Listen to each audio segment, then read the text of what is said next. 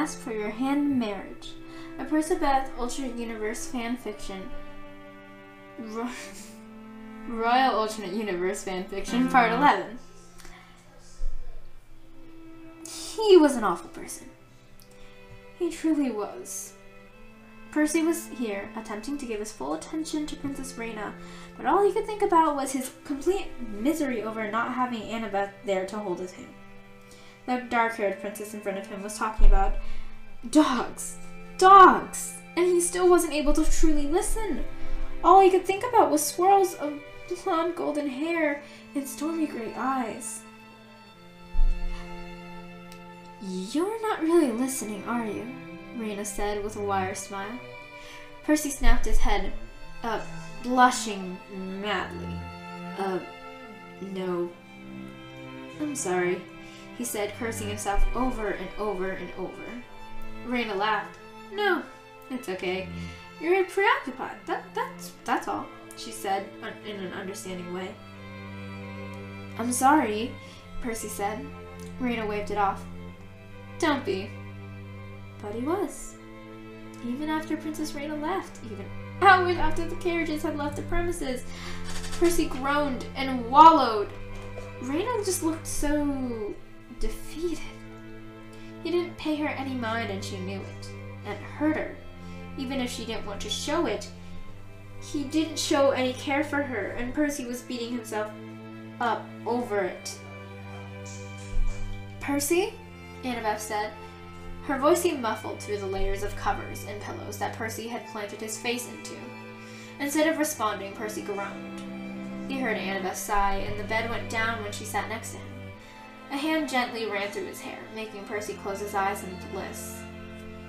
Seaweed Brain, would you please mind to tell me why you were moping? Annabeth said. Her voice was soft. Percy whined into the blankets. He really didn't want to talk about it, and Annabeth figured it out from his wordless sounds. All right, you may communicate like a cow if you please. It is all the same to me, Annabeth teased. Percy lifted his hand to hit hers, but only succeeded in hitting his own head. Annabeth laughed beside him. Percy, what is wrong? What happened? She asked, rubbing his head slowly. For a split second, Percy felt like a puppy dog, and he was perfectly fine with that. Me. Awful. Bad human. Evil. I am evil, Percy jumbled out. Annabeth snorted. Use your words, she said mockingly and slowly. I'm a terrible person, Percy admitted, burying his face into the pillow as if that was even more possible. And why are you feeling like that? Annabeth asked. Percy squeezed his eyes tightly closed. Princess Reyna, he admitted. I was awful. So spaced off the whole time, and she knew it. And she said it was okay, and that all of that, but it wasn't, Annabeth. I made her feel like she wasn't important enough to listen to. Percy lifted his head only to crash back down into her lap. He felt miserably terrible. What sort of ruler was so self-absorbed and preoccupied he didn't even listen to the people around him? Reyna was only the tip of the iceberg. Reyna was only the tip of the metaphorical and hypothetical iceberg. What if he was in a meeting, talking about war and peace, life and death? One spaced off thought, and the whole world could come falling and crashing apart. And it would all be on him. Percy, Annabeth's firm voice spoke above him. She pried his hands off his face, cupping his cheeks tenderly. You are spiraling, she said with the slightest hint of amusement in her voice. Percy whined like a puppy. Everyone spaces out. Everyone gets a little out of touch at least once. You are human. It is bound to happen, and especially to you of all people, she said. It does not make you an awful person. Princess Reyna knows and she understands that you're a little spaced. That is okay. Percy sighed deeply and pressed the heel of his palms into his eyes forcefully. God, it sounded ungrateful, but sometimes he really resented being a royal. For the record, he never asked to be one. Percy didn't want to be a crown prince and sole heir to a kingdom. It was something that just happened. Even if it didn't, he certainly wouldn't ask for it. Being one, it was messy and complicated, and although he was very thankful for his family, it was hard sometimes. There had been many times in the past where Percy had thrown a fit about being a prince. Case in point, his little scream about being a guinea pig. But that had certainly escalated in multitudes once the betrothal came into play. Especially now, all Percy wanted to do was for the entire world to disappear, and for there all to be left was him and Annabeth. Now was close to his dream. With Annabeth softly pushing his hair back, Percy dropped his hands so he could look up at Annabeth. She smirked at him. Her gray eyes pierced his own. One time Annabeth had told him he had the most beautiful eyes she had ever seen, telling him that they were bright as the ocean on a clear and bright day, and as deep as the deepest trenches.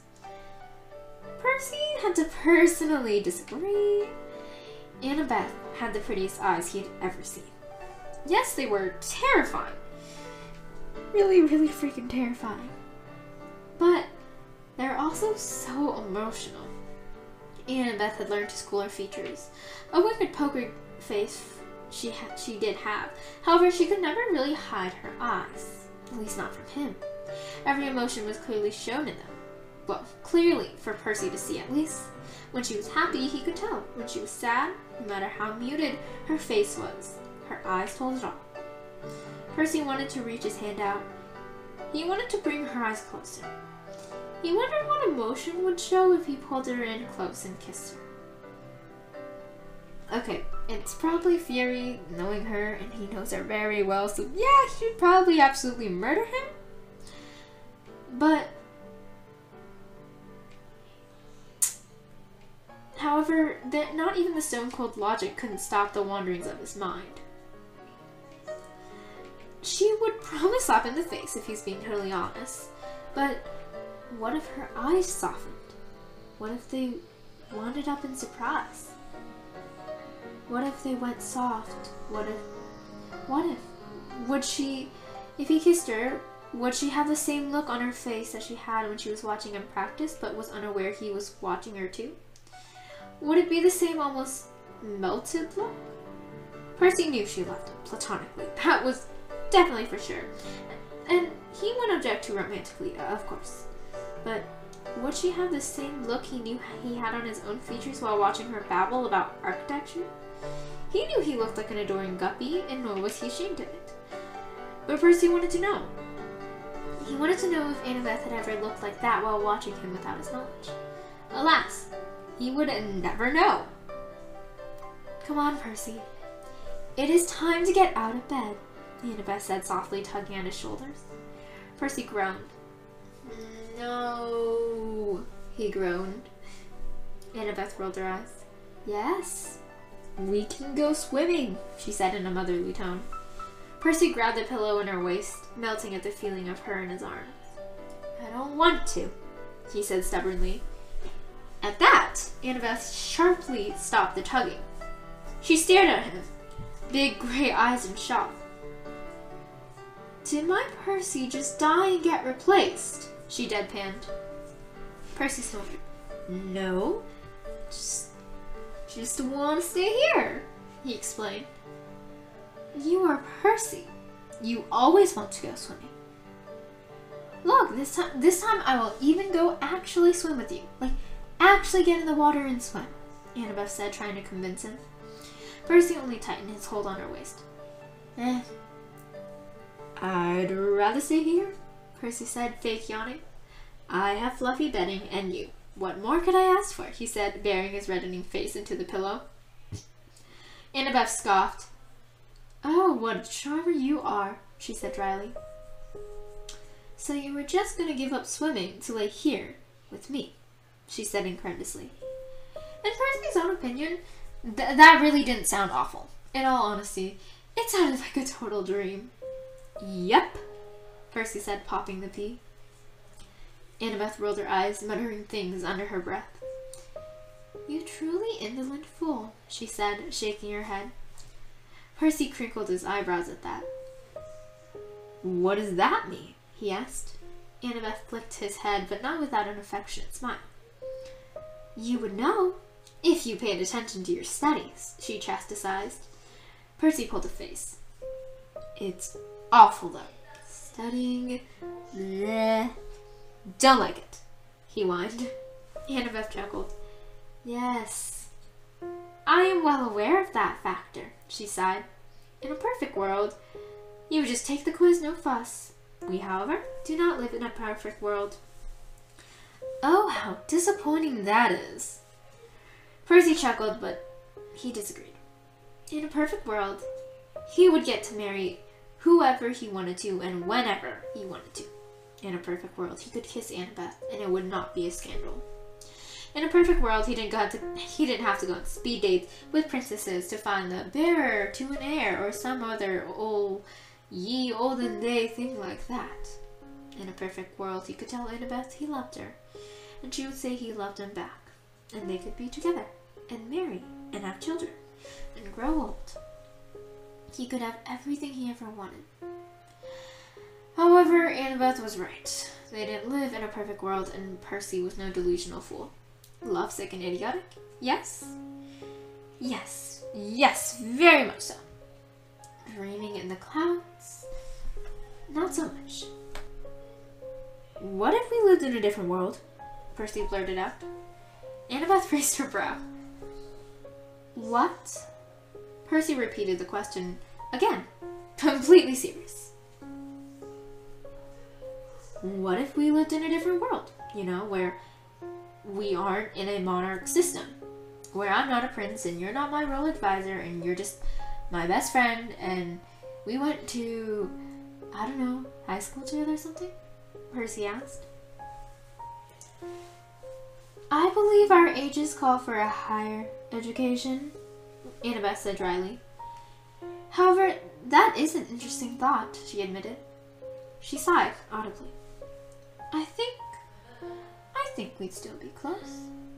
If we're who we are now, in that world, if our essence is the same, I think we'd still be close. I believe we would still be friends. It would be different. It would definitely not involve me planning your future as much. She laughed mirthfully, but Percy thought to just himself, perhaps her planning his future would be nice if she was planning it with herself in mind too. You don't think you want to get rid of me? Percy joked. Annabeth laughed. Genuinely laughed. She brushed a hand over his hair, moving it out of his face, and smiled down with her Percy smile. No. I would never want to do that. Percy decided that he could die happy now.